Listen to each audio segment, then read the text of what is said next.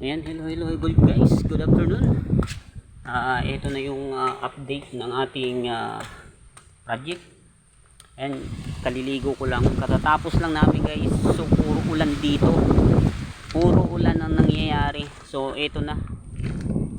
Yan yung, di ba dati pinapakita ko sa inyo na nag-crack yung dahil bumigay na yung hollow blocks niya papuntang palayan. So ayan guys, ayan, last na buhos namin to. Ayan, may forma kasi katatapos lang namin pagbuhos. Ayan, pahaba yan guys hanggang dun. At nabakbak na nga namin yung mga tiles dito para malagyan na ng bakal, panibagong bakal at panibagong buhos bago i-tiles.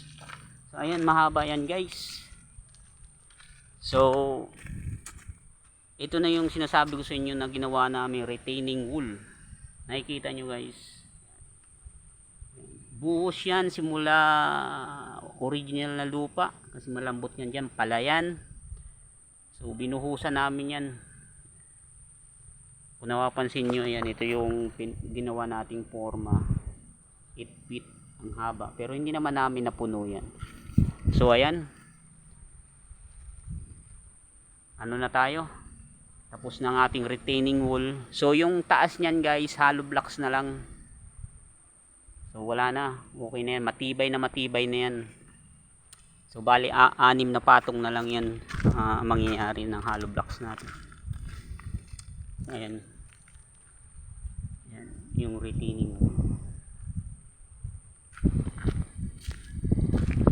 So dito hanggang dito yung backpack naming tiles. Yan, dito sa kabilang side na to, para hindi na madama itong iba na to. So bali hanggang dito lang yung babaguhin nating tiles. So ito na yung retaining wall guys.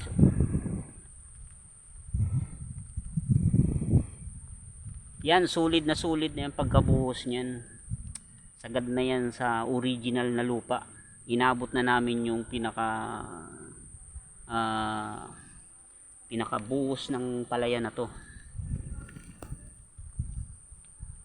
Yan, yun yung last na dulo na binuhusan namin.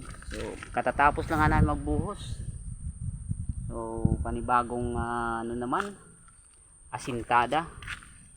Ayan, magpapatong na kayo bukas ng hollow block. So yan ang update natin guys sa ating yan, wala pang tubig yan kasi puro ulan dito.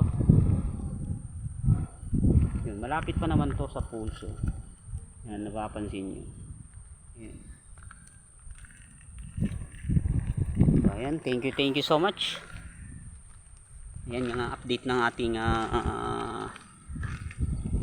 project. So thank you guys. Salamat din sa mga nag-like and share, comment ng aking mga videos, mga post, reels. Yan, thank you for watching. At mag-ingat po ang lahat sa bagyo ngayon. Dahil malakas ang ulan, walang hinto ang ulan guys. So magdala ng payong, mag-ingat sa baha. Yan, thank you for watching.